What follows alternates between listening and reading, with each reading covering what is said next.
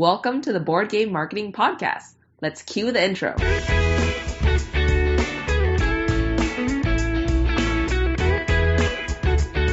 This is the #1 podcast to learn marketing strategies for your board game. Whether you're just starting on your first game or an experienced designer, you've come to the right place. My name is Nalin, and let's talk marketing for your game.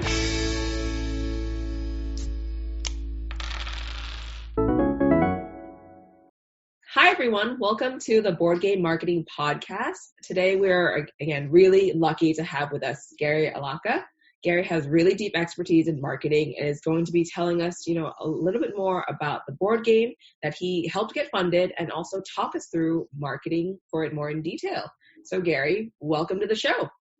Hi, Nalin. Thank you. Thanks for having me. My name is Gary Alaka with Gap Closer Games, and I was going to kind of share some insight as to Rival Restaurants and, what we did to sort of bring this game to life and what it takes to kind of continue that momentum going forward. Love it. Really, really love it. Can you tell us more about kind of the gameplay, and how you got involved in the game to get us started off? Yeah, so like most games, right? We never set out to necessarily make a board game to reach the masses. It was just a hobby that turned into a jobby of sorts. So to kind of give you the background, so all this began really, at this point, 10 years ago, when Rob Chu, so he's the designer of the game, was in college. This is back at UCLA, and had some free time and decided, when else can I make a board game? So he sort of put together this, very, very early prototype version of the game. And, so he's really big on food and on cooking. And he wanted to sort of make a game that, really, really embodies that experience. So he puts together, which I would consider a very, very in-depth game experience, just using, scraps of paper and pennies and nickels to create the experience. And I had not seen the game in that stage, but it was, from what I've, seen, like a working prototype. And it just happened to be that, around that same time, another one of our members, Audrey Jung, she was in art school, and she's a professional artist. She needed an idea or a project for her schooling. So she kind of said hey, can I just grab this game, and do you mind if I illustrate it? So, he handed it off to her, and he had already sort of created this universe. And the thing with Rival Restaurants is we wanted to really make not just, a game that, mechanically works. We really wanted the theme to really embody the entire experience, and for every chef, every restaurant, every meal to kind of tell a story. So he had already sort of built this entire world, and there's all these punny stories and backgrounds between the characters. So she took that and she illustrated this entire world around it. And we're talking, this is the sheer amount of art that she had to apply to it. Looking back, I would not advise, if you're making your first game, to take on such a challenge. But she actually made a board game. She taped the boxes and she printed out all the materials. And when she brought it back to him, it was whoa, this is a board game. This is legit. And then, years passed. He went off to seminary, so he was in school. The game kind of just sat on his shelf, only to be enjoyed by friends and family. And then a few years back, so this is in 2016, maybe 2017, myself and John, who's another member of our team, we just happened to be having dinner with Rob, who was almost kind of demoing the game for everyone. And we played it, and we were just amazed. We'd never played a game that one of our friends had made, right? So, there's sort of that little appeal to it as well. So we played it, we loved it, and, couldn't stop thinking about it. And then, basically fast forward to 2018, we got together, and the question kind of became how do we get this game to more people? Mm-hmm. Right? And mind you, right, none of us have experience in board game design or publishing or logistics or any of that. We all have sort of very, very different backgrounds in our professional lives. but we kind of figured like, oh, how hard can it be? So that's kind of what brought us together to, to that point of like, hey, let's make a board game. That's incredible. I love how there's just so many pieces that go into making a board game, as Mm-hmm. they will already know, right? There's all the artwork you have to do, all the mechanics, all the play testing, and especially the marketing part too, and Mm-hmm. came in. So obviously you guys actually were met with great success on crowdfunding. So I would really love to kind of learn, like, what kind of marketing did you do to prepare for your campaign, especially during the pre-launch stage? Because, as we all know, it's a really important part to just build that Mm-hmm. crowd to get you ready for the launch. Yeah, no, absolutely. I think, we went into it sort of, I would say, like fairly naive in terms of like, how hard can it be? You just make a Kickstarter page, press launch, and then, you're funded. So we probably spent, I would say, about maybe 12 months or so, going from like, hey, let's make this happen until pressing the launch button. So we really were starting from scratch, right? We had the game. I would say it was fully designed and fully illustrated, but still needed development. So we sort of like made a timeline of like, hey, like here's what we're gonna do, right? We're gonna hit up local conventions. And being in LA, we have a convention scene, but it's, we don't have any of the big conventions like Gen Con or Origins, or even, now PAX Unplugged. We have some of the smaller ones in San Diego and in LA. But we figured like, that should be sufficient because we wanted to kind of do two things, right? The first thing was to really test the game itself, right? Like, obviously our friends and family are going to love it. Like who doesn't love something that a close friend made? Yep. But we wanted to make sure like, does this game really have an appeal to to the broader population? And if so, like who is this game for? So the thing about rival restaurants, right? I think the way that Rob describes it is like it's a Euro party game, right? So it's the kind of game where there's set collection, there is resource management, there is technically worker placement, all these sort of like more Euro style mechanisms built into it. But it's a party game in the sense that there's trading and bartering and negotiating, and you're laughing and you're yelling for a potato or an onion, whatever it may be. And those two worlds don't really cross over very often. So, the question kind of was like, who is this game for? And, as a company, we realized like that the games that we're making, and, we're called gap closer games, right? They're meant to close the gap between different people groups, right? So maybe it's going to be, young kids and, their college age siblings, right? It could be parents and grandparents. It could be non-gamers and hardcore gamers. And we realized, as we would demo this game at conventions, like no two games were ever the same, and no two groups of people were ever the same. That it really made us realize like this game is, in a very odd sense, a game for everyone in terms of they're willing to come around the table, play a cool game, and then walk away with like an experience of like, hey, maybe board games are for me. So that was, our approach to going to conventions, for one side to figure out who our audience is. And on the second side, I mean, playtesting, right? We were developing the game as we went by. And, I think the game originally was like closer to 3 hours. And by the time we went through that, year, exactly, yeah, that year span, I think, we got it down to that 45 to 60-minute mark. But we had to learn along the way, like, oh, like this isn't necessary, or oh, hey, like this area here isn't very clear. How do we clean that up? And then you're doing all the balancing as well. Our game is highly variable in the sense that all of the restaurants that you use, which is basically your player board, has unique player abilities. And then your chef themselves also has unique abilities, right? So you've got 8 restaurants and 12 chefs. So those combinations, like we got to make sure that there is no combination that's so crazily overpowered that no one wants to play with it. So that took a while to kind of iron out and get those balanced. And honestly, when we started going to conventions, Kickstarter wasn't necessarily the goal. Our goal was, hey, we want to get this game published. And that kind of meant like, maybe again, being naive, we figured we'll go to a convention, a publisher will walk by and they'll publish our game, right? Like that was kind of the dream, if you will, right? Yeah. And then we realized, but like, at the end of the day, it's like, well, how can we do this where the end goal is to get the game published, whether it be through a publisher or through Kickstarter.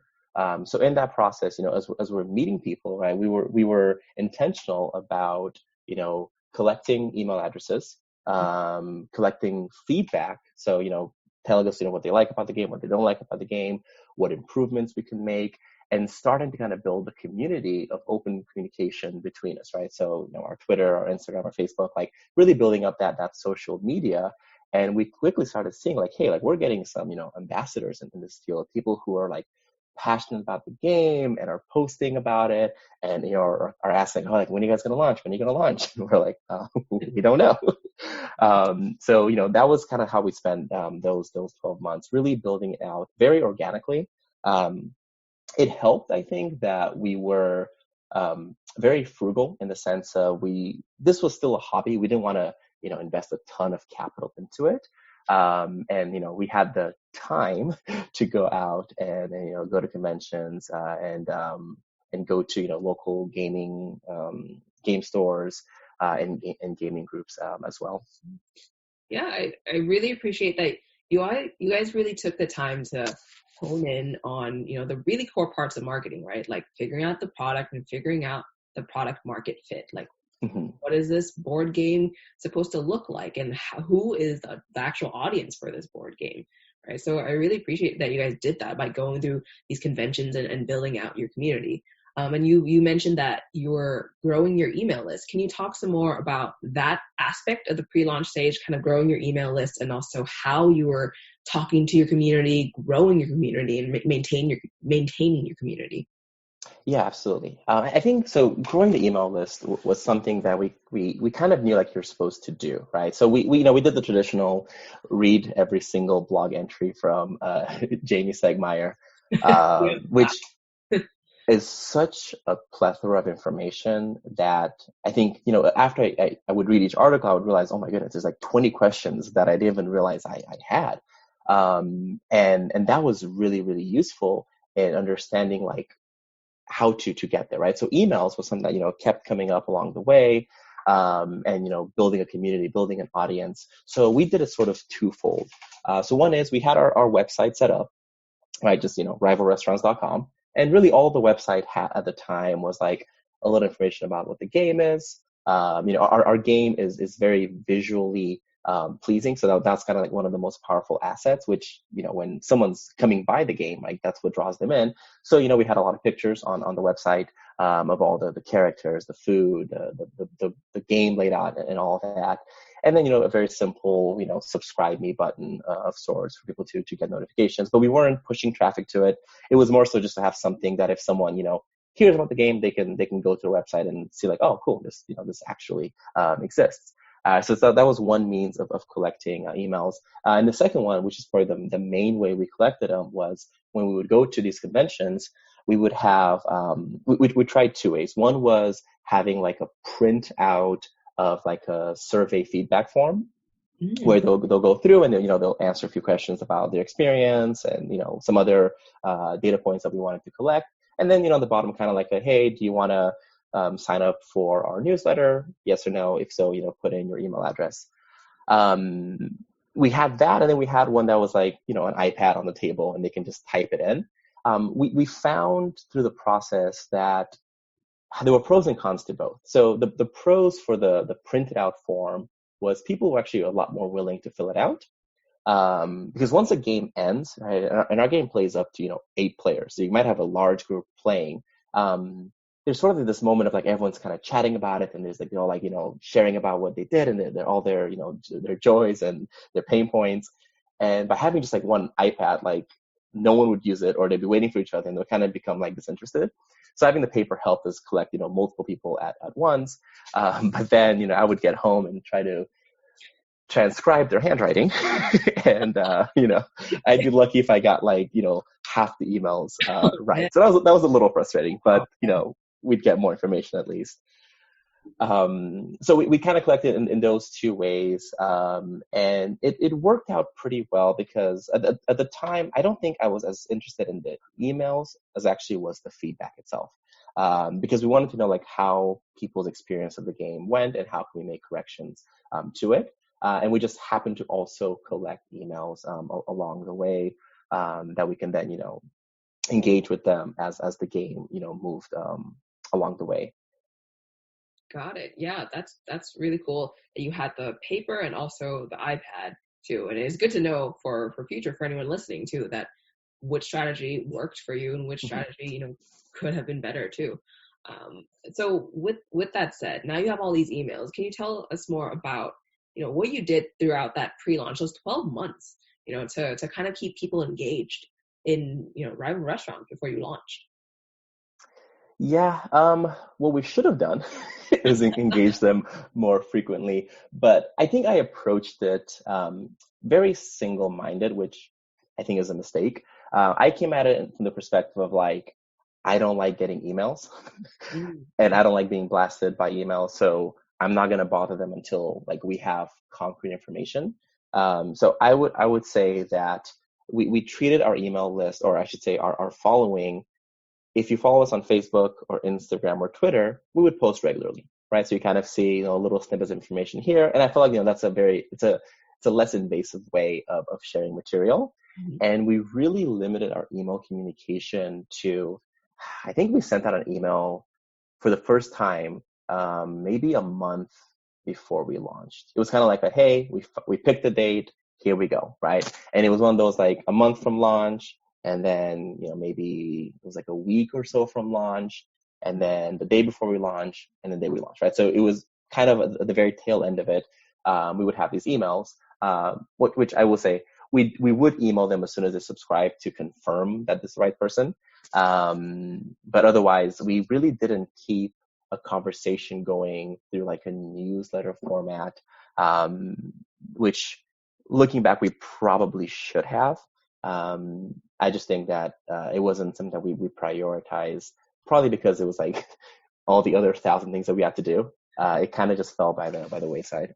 Yeah, no, I think there's also trade-off too, right, between sending all those emails and also keeping it, people opening your emails and actually engage with the content. So you mentioned you sent a welcome email, the email 1 month before you launched, the week before, the day before, and launch day. That's awesome. Yeah, I just wanted to kind of reiterate that so people were able to kind of take that in too. So yeah, that's really great. So you had this full audience during pre-launch. You were sending out these emails saying, hey, we're coming soon. Like here's launch day, right? So now that you guys have launched, can you tell us more about what happened, and also what kind of marketing you did during that launch period too? Yeah, I mean, it's you press launch and you wait. So let's see. So going into it, we actually had like a godsend of a break that we caught. So I'm going to kind of rewind a little bit just to explain how our launch came together. Yeah. So I don't know if you're familiar with Indiecade, but they're based in Santa Monica. It's like an independent gaming competition / conference of sorts. They really are primarily for like digital gaming, whether it be digital games, augmented or virtual reality, and there's sort of a subcategory into board games. And Audrey, who's our artist, she came across it. This is like back in maybe June of 2017, so 6 months before we launched. She came across this competition where you can submit your game, and then if you're picked as a contender, then you send them a copy of the game, they'll play it, and then you might get picked as a finalist, right? So we figured like, what do we have to lose? Like, this sounds kind of cool. Let's go for it. So we submitted our game. We got picked as not even a finalist. It was more so like hey, like, you can come, even though you didn't win, type of thing. So we're like, great, that's fine. We had pretty low expectations. Anyways, so we went into this event, and it was held at, I believe it was like Santa Monica Arts College. I'm probably getting the name wrong completely, so sorry. It was this little sort of convention area that we went to, and we set up our game like on these tables, and people were kind of walking by all over the area, and we'll play games, we'll come in and chat. So we spent the whole day sort of demoing our game there. And it was a kind of a younger audience, some college students and some high school students. But that day, we actually happened to run into a couple who we didn't know who they were at the time, James and Elise, who run like a YouTube channel. And they do like kind of like, board games, video games type of stuff. And they play the game. And I remember talking to James afterwards, and he was like, oh, like that game was really fun. Like, I'd love, to put this on our channel if you don't mind. And I'm thinking yeah, sure. Like that sounds great. Like, why not? So, we kind of coordinate, and I send them a copy of the game, and, they're going to play it. Not realizing like they run through Rooster Teeth, like a Funhouse channel, who has like, I think at the time it was like 2.5 million subscribers. So they end up making this like super professional looking playthrough of the game. But on top of it, like they're so cool with us that they're like, hey, like, when do you want us to release this? Because like we weren't ready to launch our campaign. And they were like, our season runs from, October till January. And they were like, oh yeah, we'll we can make it the last episode or towards the back end of the season to give you time. So we end up actually kind of building our entire launch schedule around the release of this video, which ends up, it's going to release maybe, I think it's like 3 days into our campaign. So we kind of get that, that initial Kickstarter boost by launching, and then you get the tail end of another video coming out. And that, that made like all the difference in the world, right? They reached an audience that we could never in our wildest dreams, do on our own. So that was kind of how we went into the launch. So we didn't have, an ad budget or anything like that. It was more like, hey, let's give it a go. Let's press launch, and then let's see our audience come in. Let's see the Kickstarter audience come in, and then let's see the Funhouse audience come in and see what happens. That's really incredible, because like from all of this, I think you guys were able to raise, I think like $305,000 from efforts. That's really incredible. Like I think like 4,000 something backers, right, for the game? Yeah, that sounds right.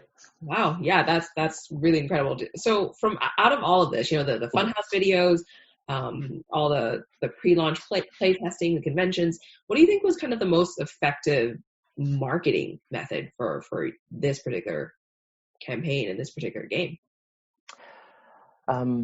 I still think that the pre-launch conventions and having that fan base. So we're sort of unusual at conventions. We're a bit louder than maybe your average designer, and it helps because when we go to a convention, like 2 or 3 of us will go, and we're naturally very extroverted, and we'll look for people who are like, hey, like, they're looking for a game, but they may not be as confident to just approach a stranger to ask and play. And we realized, like, inviting someone to play a game, like, you're doing them a favor in terms of you're teaching them the rules, you're walking them through it, you're creating introductions with other people. So we'd be able to run, 2-3 demos of 4 to 6 people simultaneously, and be that loud, obnoxious group in the corner. So we were able to really build an audience that when we launched, like, people were passionate about coming on board, right? And that, I'm convinced, right? You need that before Kickstarter does its thing, right? Everyone wants to back a winner, and if the algorithms or whatever you want to call them don't see anyone coming to you, then they're less encouraged to promote your page. So I think it's like a snowball. Like, once you get that initial momentum going, then people are coming in to the page, and that, I think, was the second most important part. Like, maybe I'm biased, but I think that our artist is like really special, and the page that she was able to put together captured the actual experience of the gameplay. I remember we'd have people commenting like oh, like is this a real publisher? It's like, well, yeah, technically we're a real publisher. Yeah. But we wanted to make sure that the campaign felt like something that you could pick up off of the shelf on Target. Like, it doesn't feel independent. in that sense. And I think that gave people a lot of confidence that the game was presented in a very professional manner.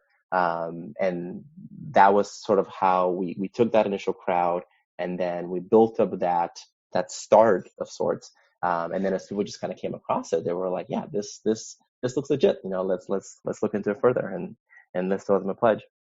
Yeah, I really like the kind of 2 points that you brought up there. One, that when you were at conventions, you really shifted your mindset from like, oh, like we're just kind of taking people's time to play test versus, we're teaching people these rules of this new game, and people are going to enjoy it. So I love that like little mental shift. And I know that a lot of people listening can really take that too, because I hear a lot of people saying they're really shy to talk about their game. They're really kind of afraid to tell people about it. And what you said, Gary, is just so valuable. Thank you. Yeah, definitely. As advice that I would give to a new creator, if you can, don't go alone.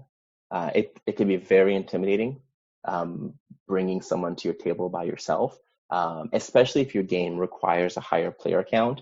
You don't want to bring someone on and be like, hey, we got to wait 20 minutes until somebody else can come by. But yeah, like approach others. Don't wait for people to kind of come to you. And like you said, you're doing them a favor. You're not wasting their time. You're helping them use their time better.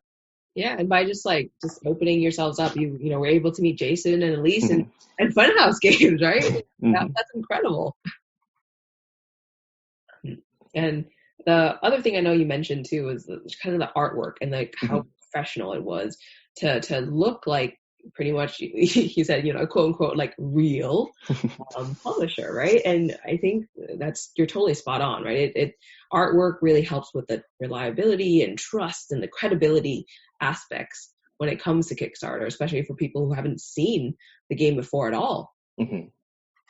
Yeah, so thank you for touching on that for sure. And before we go, I would really thank you for coming on the show and just sharing with us all these insights about your game and about marketing, things you did during the pre-launch, the launch. And I know people are going to really love everything you had to say today. I would love to know, what's next for Rival Restaurants.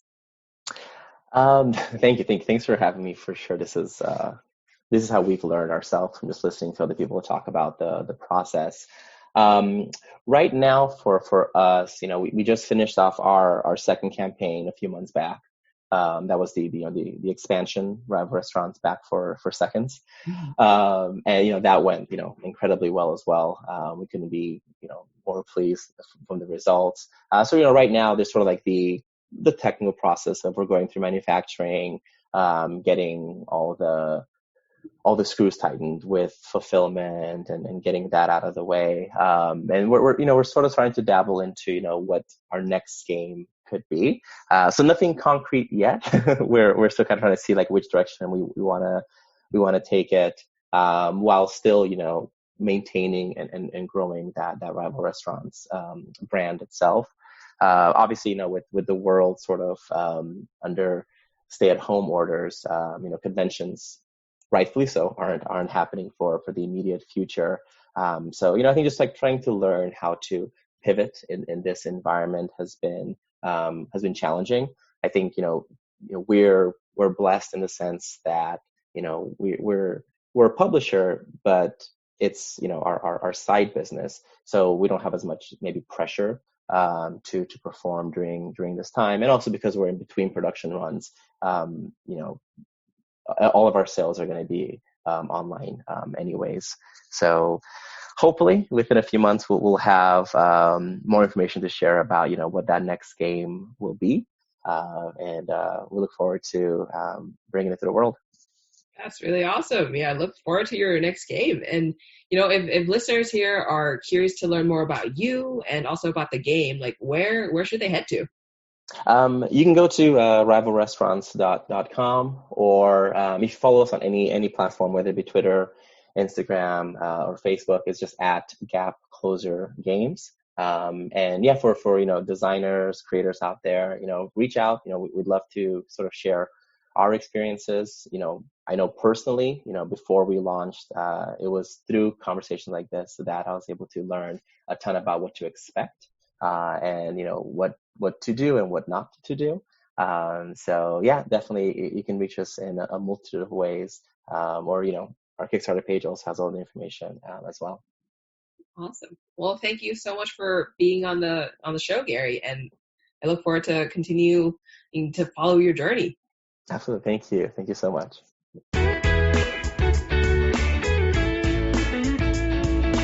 Thanks for listening to this episode of the Board Game Marketing Podcast. For daily tips and advice, find us in the Board Game Marketing group on Facebook.